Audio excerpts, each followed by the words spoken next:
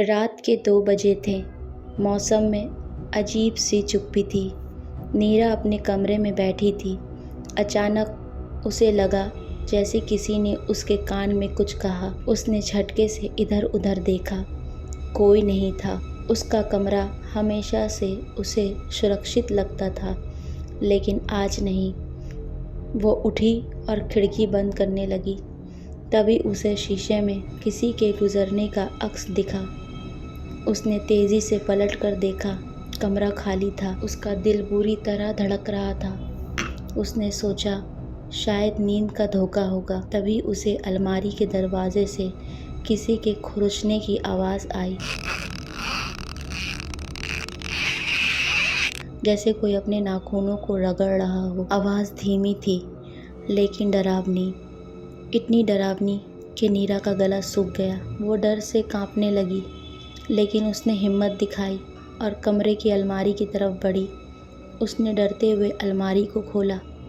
अंदर सिर्फ कपड़े थे, लेकिन कपड़ों के बीच कोई अंधेरा सा हिस्सा नज़र आया। वह हिस्सा ऐसा था जैसे किसी की परछाई हो। डर के मारे उसका गला सूख गया।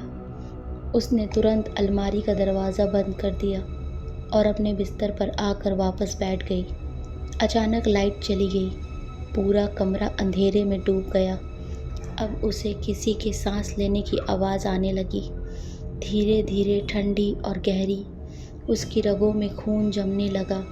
उसने अपना फ़ोन निकाला और टॉर्च ऑन किया। सामने अलमीरा का दरवाज़ा खुला था, जो उसने बंद किया था।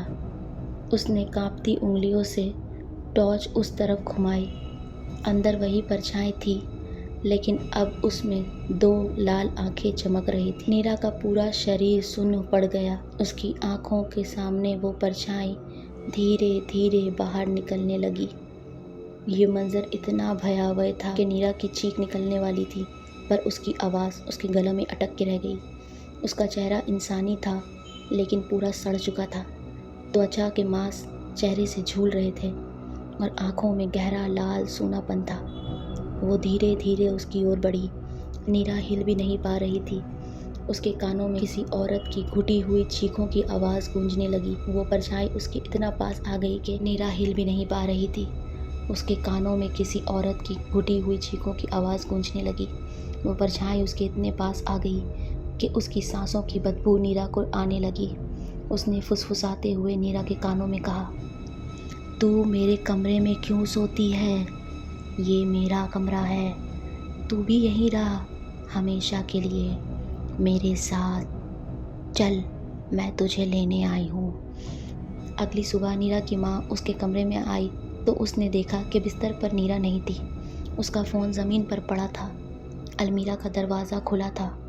जब अलमीरा के कपड़े हटाए गए, पीछे एक अंधेरा सा हिस्सा था और उसके हिस्से में नीरा बैठी थी। उसकी आंखें खुली थी, लेकिन उनमें कोई जान नहीं बची थी। उसके होंठों पर हल्की सी मुस्कान थी, एक भयानक मुस्कान, जैसे मौत से पहले किसी की चीखों की मुस्कान होती है, जैसे वो किसी से बातें कर रही हो।